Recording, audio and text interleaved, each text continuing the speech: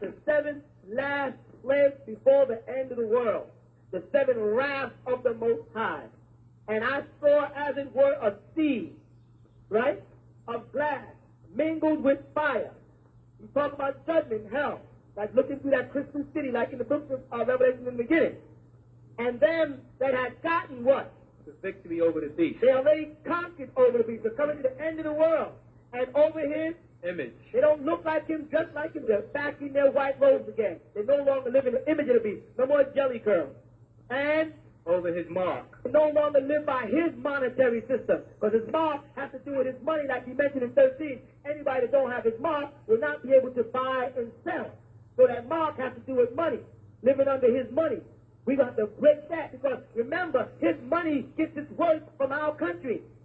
He gets his worth for his dollars from Africa. The gold, the platinum, the silver, the diamond is coming from our country. We will no longer be under that. Go ahead. And over the number of his name. That's the 666. He had his time. 666 symbolizes his birth date, and let me go right through it, right quick.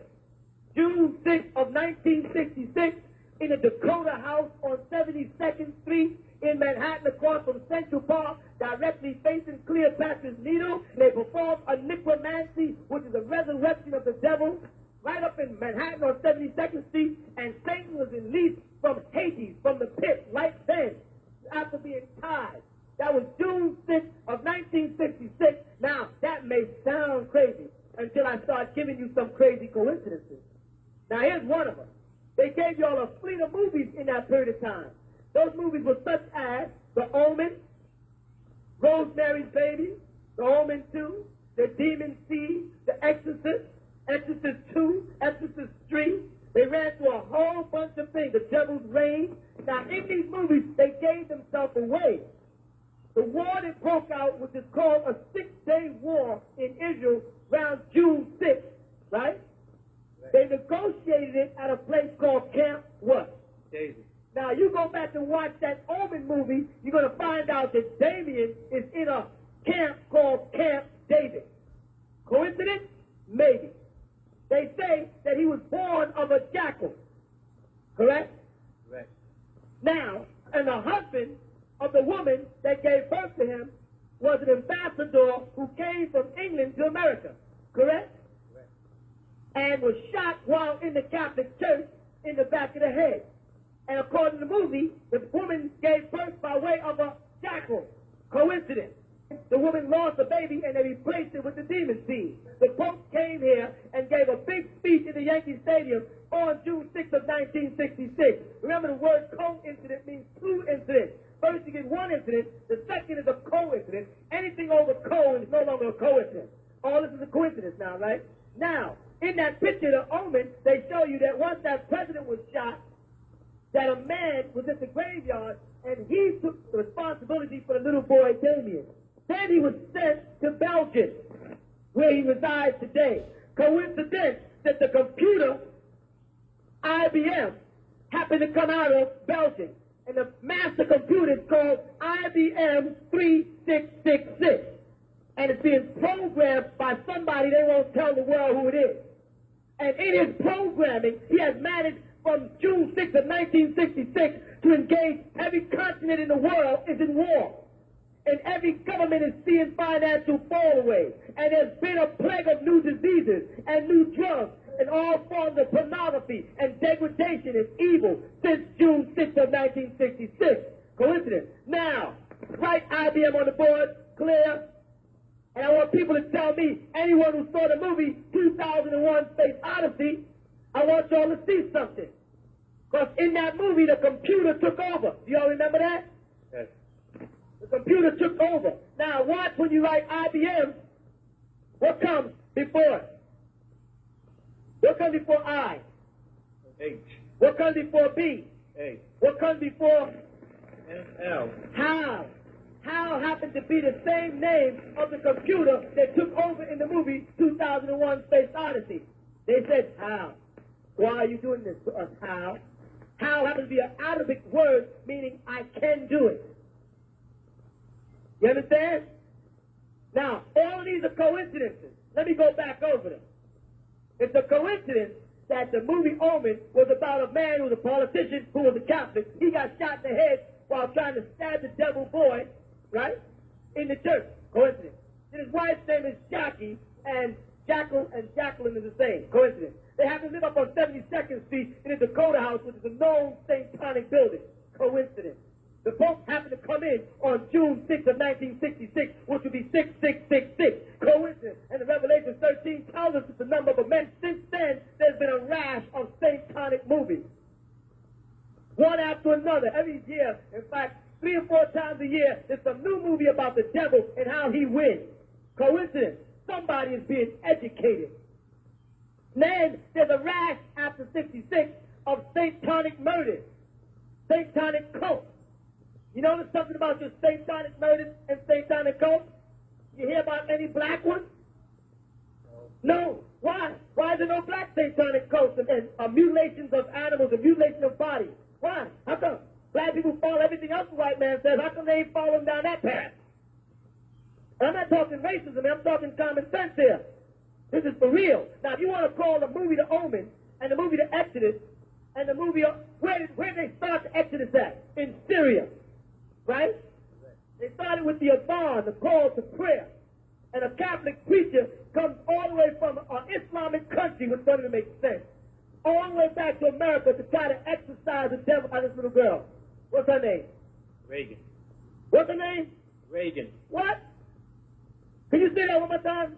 Reagan. Now that's a heck of a coincidence, huh? Now think about that. And the funny thing about it is, did the Christian preacher succeed in getting the devil out of Reagan? Good. No. The devil threw him through a window and went on and possessed somebody else. You understand? Now, if you want to call all of these movies and all of these incidents coincidence, that's solely your prerogative. What I'm telling you, the devil is in the flesh. He came up out of the pit on June 6th of 1966, and the whole world is in danger. Not just white, black, Italian, Jew, Polish, Irish. The world is in danger. Whites who don't know that the devil's on earth is doing just as bad as you. You better believe it. Because they don't know. Don't think all white people know. All of them know they're the devil and they got a big conspiracy. They don't know. They find out gradually that what their people did is not normal. And they thought that our ancestors did some treacherous and some cold-hearted things. Now, you want to take all these equations about the devil and call them a coincidence, that's your business. Now, let me ask you another question. What color was Damien, white or black? White. What color was Rosemary, white or black? White. Rosemary's baby? White. I mean, what does he have to do to tell you who he is? Tell me one movie where they depict a black man as a devil, except for Bill Cosby. And they did that, and then made him the biggest black person you ever known. They gave him a movie first where they depicted him as a devil in a comedy. And then after that, he became the #1 black example. He had the best program, the top rating, the best. You call that, you think it's a coincidence? When they say Arsenio Hall got to go on television because he's too black? How can a person black be too black? I've seen some black people. I travel around the world. I've been to Africa, and I've seen some black people, and they're not too black for me. How can a man like Arsenio Hall be too black?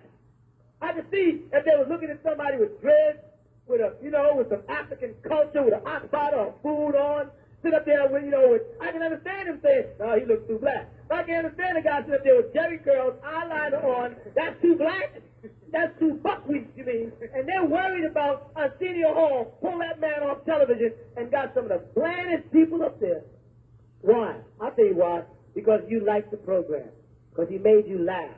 Because you watched it. Arsenio Hall had a good program. It was funny. And the ratings were shooting up high. You know Ben Bereen did what they call blackface?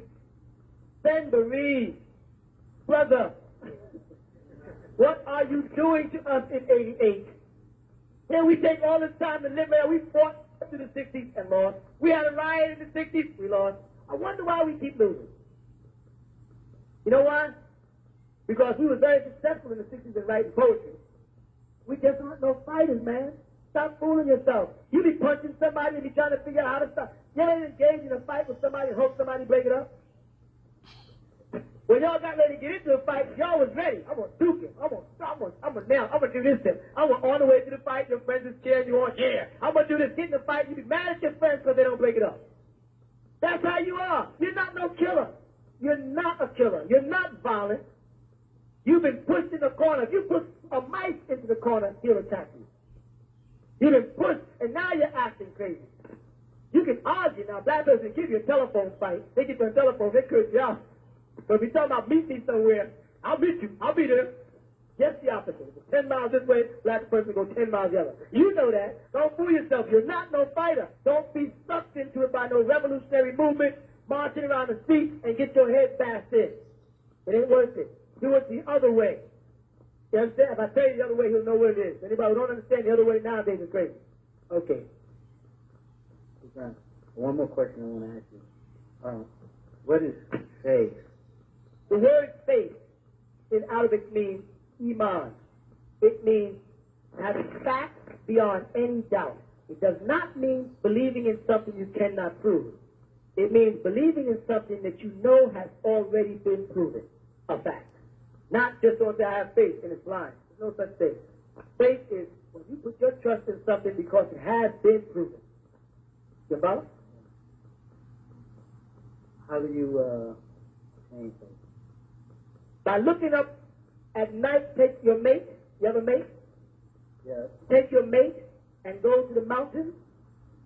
And when it's dark, look up at the stars and realize how insignificant you are as an individual. You understand? In the daytime, just sit down on the grass and watch an ant hill. And watch a bunch of little ants moving. And then see how significant you are, on the other hand. And place yourself somewhere between insignificant and very significant, and you have step one to faith. You understand what I mean? Yeah. Keep going.